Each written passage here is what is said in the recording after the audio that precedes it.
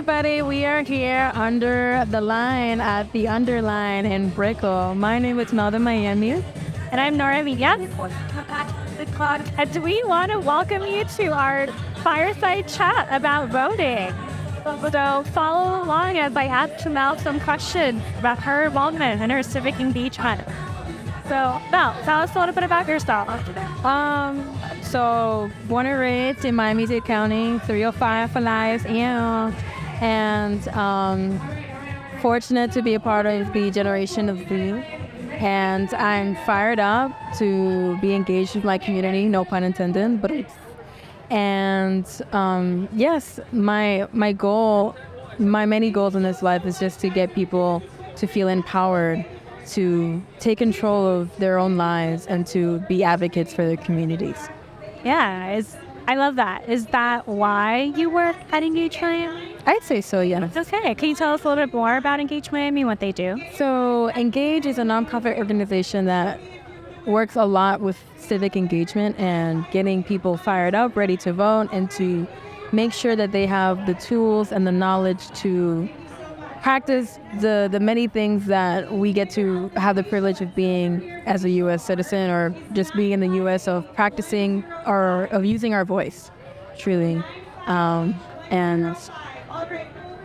yeah, I think that hopefully, you want to elaborate more, Nora? Me elaborate?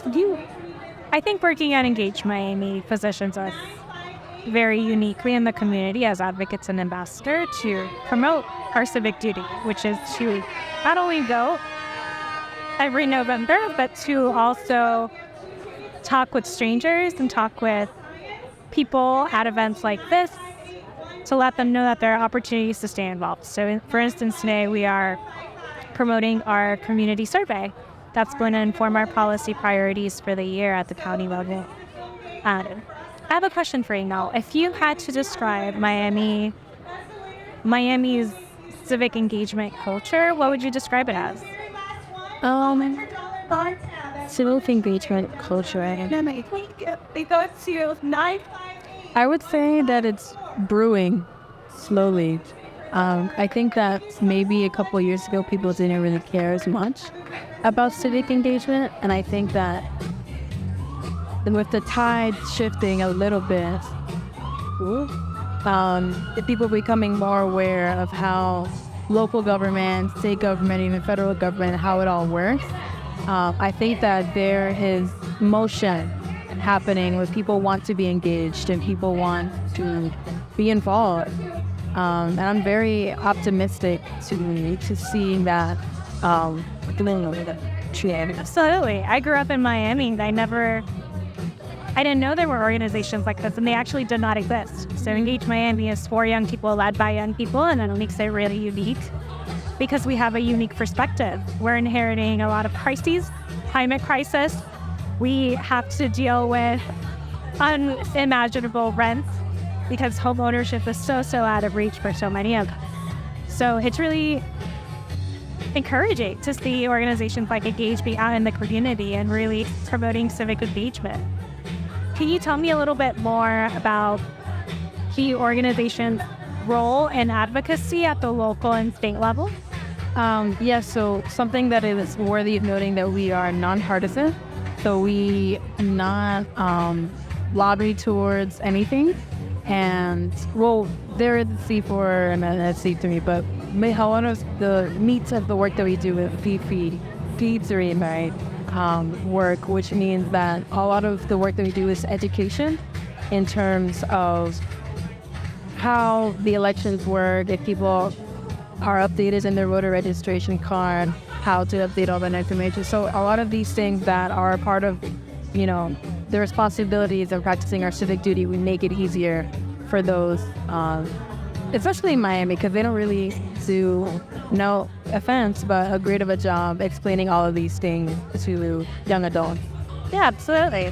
I want to say I follow you guys on Instagram, and I think you all do a really good job democratizing knowledge and information.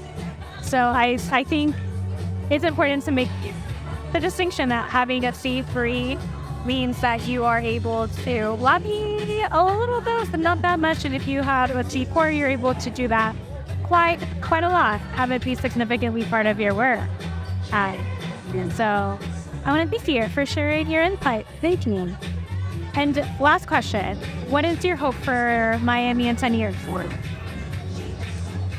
I hope in 10 years, we live in a Miami where people are well informed.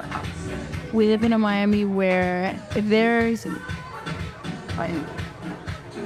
I want to say, excitement in seeing young leaders rise in our county, or even just Florida as a whole. I mean, I think that there are a lot of brilliant young leaders that just need support and need a community to attach themselves to. And I think that with the vibrancy that is the Miami community, in 10 years, I really do hope that we come to a place where not only are elected officials held accountable, but the people feel empowered enough to really advocate for themselves and for others. With Miami being one of those up-and-coming cities in the country, I would like to believe that we set the example for a multicultural ecosystem that works very well together. Yeah, beautiful. Well, thank you so much for answering my questions today.